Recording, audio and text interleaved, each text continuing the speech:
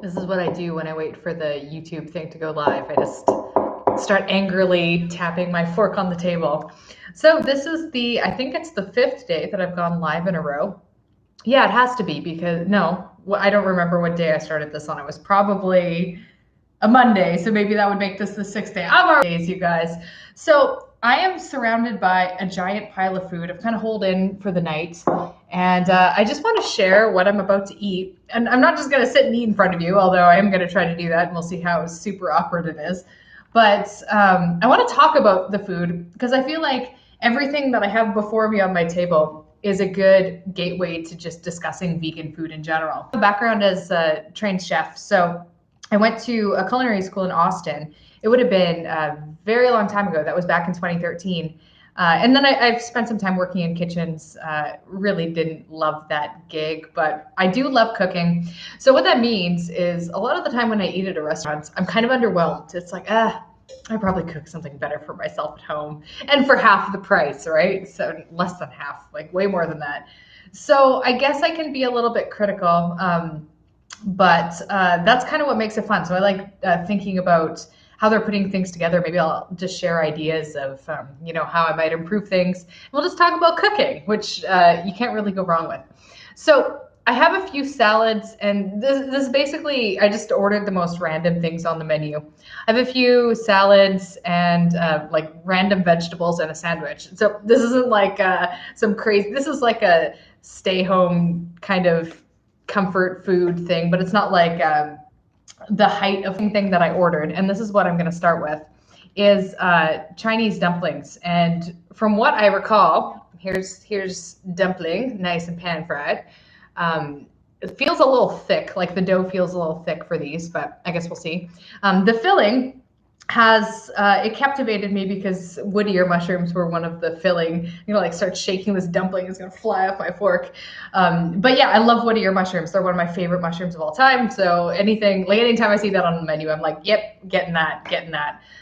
So I'm just gonna. Actually, I should have the dip because otherwise, wearing white shirt, I can see this being a potential disaster waiting to happen. So this very full little thing of dip, I assume. Oh, it's just like a soy saucy type thing. Let's see what we got here. Now, on top with my mouth full. Okay. I should have grabbed napkins before I started having this live video because this is going to be a bit of a mess. My lighting's not the best, but you can see there's minced mushrooms.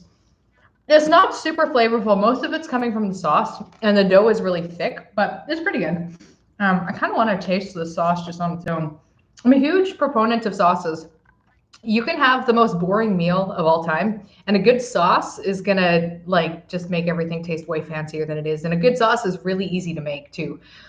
So that's like pro tip. You want to elevate your cooking, learn how to make a really good sauce. The reason this sauce is really good is because it's really vinegary. So I'm not good enough to like be able to pinpoint individual flavors. It's sesame oil and tamari, and there's some spice kick in there. I'm not sure what it is. It tastes like rice wine vinegar. But sauces need to be really strong, like really piquant. How do you say that word? Piquant? Piquant. These are words that I read and I don't actually say out loud, but they need to have a lot of like pop. It should be so strong that when you taste a sauce, you're like, whew, like when you just kind of have it on its own, because then when you have it with other things, the flavor softens out. Because usually you're having a sauce with more bland things, like if you're pouring a sauce over vegetables or something like that. So I don't know. Should I give this food ratings? Like dumplings are pretty good no matter what. So I mean, even like a mediocre dumpling is still pretty good. I'm gonna give that one like 3.5 out of 5. So this is like probably the most boring thing I ordered. It is Brussels sprouts and eggplant, and I just wanted to see what they would give me. So they gave me Brussels sprouts and eggplants. Surprise, surprise. But I've never really seen that as a menu option. It's kind of an interesting one. So it looks like they did a good job pan frying the Brussels sprouts. You can see there's like some good char on the leaves. I love Brussels sprouts, one of my favorite vegetables, but they're pretty easy to screw up. So like they can be, it's tough to get the texture nice and creamy without them getting too dry, but also without them getting mushy. But if you do it right, they're like a wonderful, wonderful vegetable. And they basically always need to be roasted or pan fried. Otherwise, it's just like, why are you even bothering? What's a boiled Brussels sprout? It's sadness. That is sadness. Well, let's see. They're really well cooked. So the best way that I cook Brussels sprouts, and that's kind of what reminds me of what they probably did here, is to boil them for a little bit, I don't know, like 5 minutes, and then throw them in the oven afterward. Like I usually slice them in half and add, like toss them with a bit of sauce. And then you get this like, the center gets nice and creamy. Whereas if you just throw it in the oven, they tend to just crisp up too much and they can be a bit too chewy. So great texture, but like pretty much no flavor. Definitely would need to like dump some hot sauce on that if this was at my house. So I ordered eggplant because eggplant is one of my favorite vegetables. And again, this one's a really easy vegetable to screw up. So it looks like this is just really well roasted eggplant. Like it looks pretty well oiled. It doesn't, I don't know what it's going to have for seasoning. So eggplants are so good because they can soak up a whole bunch of flavor and they're just these like wonderful sponges. They're like the tofu of vegetables. Maybe that's not a good comparison if you guys don't like tofu. But yeah, let's see what they did with this.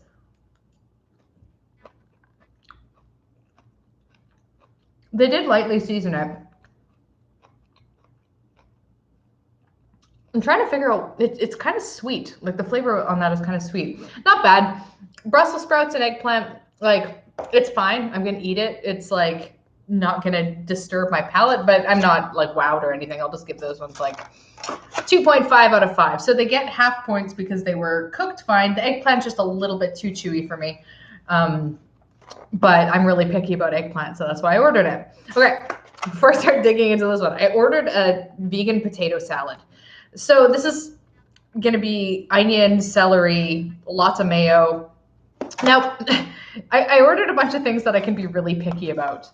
Michael makes a fabulous potato salad, so I kind of judge everything up against that. I do think that red potatoes tend to work the best. I can see here that even these they're a little starchy. You can kind of tell that they're, I don't know if you can, yeah, you're not going to be able to see that well, but you can kind of tell that they don't hold their shape as well. Whereas if you're using a red potato and you boil it with some water and vinegar, it's going to hold its shape in a potato salad, but still be creamy. So if your potatoes like kind of mushing and dissolving in the salad, that's like maybe not the best. But if it tastes good, then that makes up for a lot. Great flavor. It's well salted. That was one thing. And the acid level is perfect. Not too sweet. This is a really good potato salad. It's just, I wish they used different potatoes, but like the flavor of it is awesome. One thing that I learned in culinary school is that us as home cooks tend to dramatically undersalt things for palates, which is like good because you don't want to use that much salt for health reasons. But there's this sweet spot. We're generally more likely to add too little salt than too much. And like in the early days of culinary school, the most common complaint we would get from our teachers is that we're just like undersalting things all the time. So that was kind of something to get used to. Vegan mayo that you use for potato salads is generally pretty salty. I can't tell which mayo they're using, maybe Vegenaise or something. That would be the standard. But that would be like a solid 4 out of 5. It would be a 5 if they used red potatoes. So pro tip, you guys. I don't know if these are actually pro tips. Okay, so I ordered kind of a weird salad. It's not weird because it's kale. So I ordered a kale salad. I like eating salads. I know it's kind of a vegan trope, like vegans always eat salads. So I don't know, maybe I'm like a little bit, I bristle at ordering salads sometimes, but I mean, come on, I like kale too, I guess. So this has pumpkin seeds. It looks like bits of tempeh and tofu, so they kind of went in with it. The weird addition to me is that there's raisins in with the like tofu bacon or like tempeh bacon and stuff like that. So I wouldn't personally make that choice. It's just kind of an awkward choice, but I want to taste a bit of their components. So I'm going to have a piece of the tempeh. Tempeh and tofu. Okay, so that's just like lightly seasoned tempeh. It's not trying to be tempeh bacon or anything. Tempeh and tofu are both made from soybeans. So soybean or tofu is like cheese. It's like made in very similar ways to cheese. You put a coagulant into soy milk and separate the curds and the whey. I'm trying to remember. It's been a long time since I've actually made tofu. But you're basically just like separating the liquid from the solids, and then you press the solids into a form, which is very similar to how you make cheese. So tofu is like bean cheese, which sounds awful when you say it like that. But that's how it's made. And tempeh is also made from soybeans, but it's made from whole soybeans, and they're kind of like you add a fermenting agent to them, and you just like basically let them ferment, and they form like a cake of like a patty, which sounds awful. Again, like the way you describe it doesn't really sound that pleasing to the palate. But what comes out is this like really interesting, totally unique, like toothsome protein. I think it originates in Indonesia. It's really common in their food there. When I first tried tempeh, shaking my fork, back in the day when I used to eat tempeh when I was a vegan newbie, I hated it. I passionately hated it. It's a weird texture, but they do say that, I know this is with children, but it's with adults too. It takes you like 8 to 12 times to try a new thing before you can actually form a reasonable opinion on if you like that thing or not. So tempeh was one of those things for me. The first time I tried it, and probably like the first 5 times I tried it after that, I was still kind of having a weird, like, this is weird food. So I had like a weird food reaction to it. So I was like not feeling too good about it. But then once you get the weirdness out of your system, then you can just kind of see it as just a regular food. It's not so bizarre anymore. Then you can actually give it a fair assessment. Do you actually like it or not? And that's, I feel like a lot of people try a food once, like maybe they try tofu once or twice and they're like, never again. But like, you really don't know how you really feel about it until you've tried it like a dozen times. Ideally in a dozen different ways over a long span of time to give your palate a long time to just kind of like normalize it. So another food like that for me was figs. So the first few times, I don't know, figs are really uncommon where I live. I live in the Canadian prairies, and shipping figs is really difficult. There's no fig trees remotely near where we live. It's more of like a West Coast and East Coast thing, I think. But they're not that sweet, and they have this really weird texture. Again, it comes back to texture. When it's a texture you've never had before, it could be totally off-putting. So the first time I had a fig, I was like, okay, that was bad. That was real bad. But I kept trying because they had them at my culinary school. There was a raw food school in Fort Bragg, and they would just like have them available. So I just kind of kept trying them because they were there. I wasn't having to go out of my way to buy them or anything. And I built up like a normalcy to it. The texture became not that bizarre, and I grew quite fond of figs. And now if I miraculously see them in my neck of the woods, I'd scoop them up as fast as I can because they're rare and wonderful. That was a long preamble. I'm going to have a bite of the salad. Actually, I want to try the tofu. So their tempeh is like, you wouldn't like it in the salad unless you actually like tempeh because it didn't really do anything to it. It's just chopped and lightly seasoned. And it looks like the tofu is similar. It just looks like, tofu is really good, but you'd have to like tofu to like this. My favorite tofu is kind of like medium firm. So a lot of people recommend eating extra firm tofu. I don't like it as much. It's got this like kind of grainy texture. It's yeah, I don't know. There's something that I really like about, if you get like a medium or a medium firm tofu, or even like an extra firm silken tofu, the texture is just like smooth. Like it's just it's almost creamy, and to me more cheese-like, or egg-like. Actually, egg-like would probably be a better comparison because this, to me, has a very similar texture to egg white. Like in a hard-boiled egg or something like that. And that's my favorite tofu texture. Most people and most recipes say extra firm tofu. Not a fan personally. So big fan of what they chose to do with their tofu here. It seems like the dressing in the salad is quite sweet, which I guess is fair because there's raisins and carrots in it. So I'm just going to go for it. And let's see how they prepped their kale, because that can be a dicey issue. Come back, focus. Actually, that was a good time for the focus to go away when I was taking a giant bite. It's very orange dressing. It tastes like it's some combination of like orange juice, orange zest, agave syrup, Those are like the main flavors I'm tasting in there. It's really, really good. I like it quite a lot. Their kale is maybe a little bit less massaged than I would like. The thing with kale, that was actually really good. This is probably, I haven't tried the sandwich yet, but this is probably my favorite part of the meal. Just like really nice sweet flavor in there. It would be better with hot sauce though, but that's true of almost everything in life. So not everything in life, everything in food. Let's scale it back there a little bit.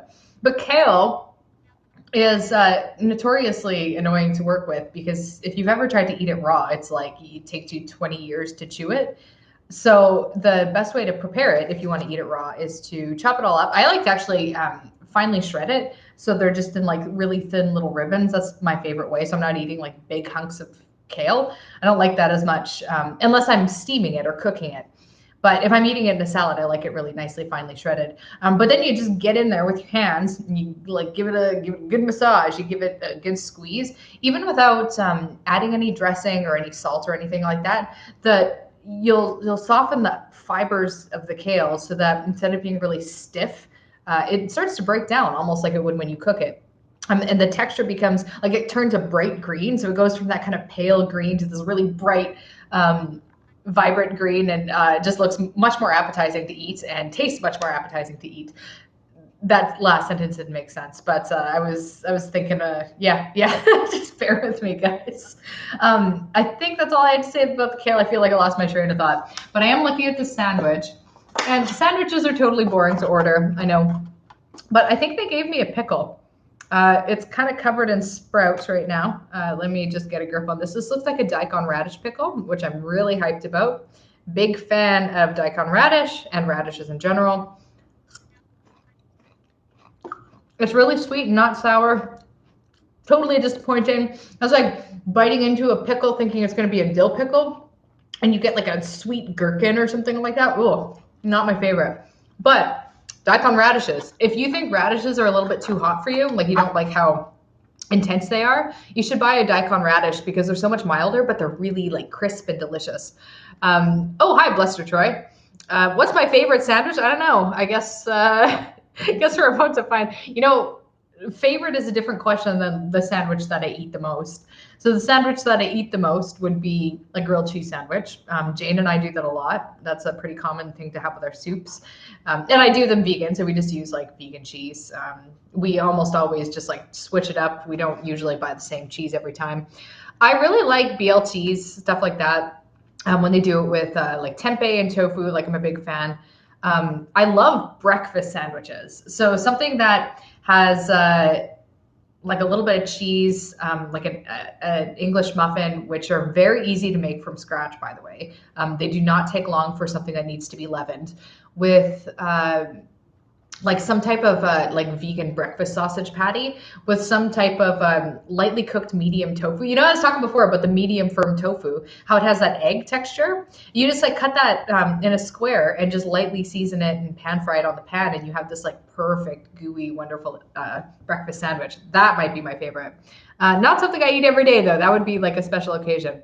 So this is a tempeh and avocado sandwich, which has lots of like carrot, and I think it's just like regular shredded carrot and some of those daikon pickles that I really wasn't happy about. So this is going to be like a very like health foodie sandwich. I'm thinking you can kind of see like the tempeh doesn't really like that, just looks like normal tempeh. Like it's very unedited.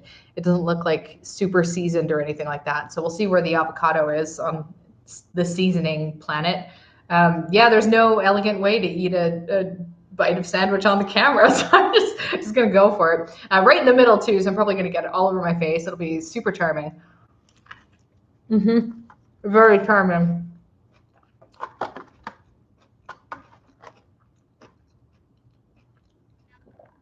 The tempeh is actually really salty. I like it because nothing else on the sandwich has a ton of flavor. We have these like daikon radishes that are sliced that are like too sweet and not sour enough. That's what I need. I need like a more tart flavor with this, like a little bit of hot sauce. It's gonna come back to that. But if the pickles were really like punchy and sour, this would be a very good sandwich because the avocado is perfect and it's like thick with avocado. Like you can kind of tell here, there's like very generous layer of avocado in that sandwich, which I always approve of. I like how the carrots offset the creaminess, especially because tempeh is like kind of like this meaty, toothsome bite.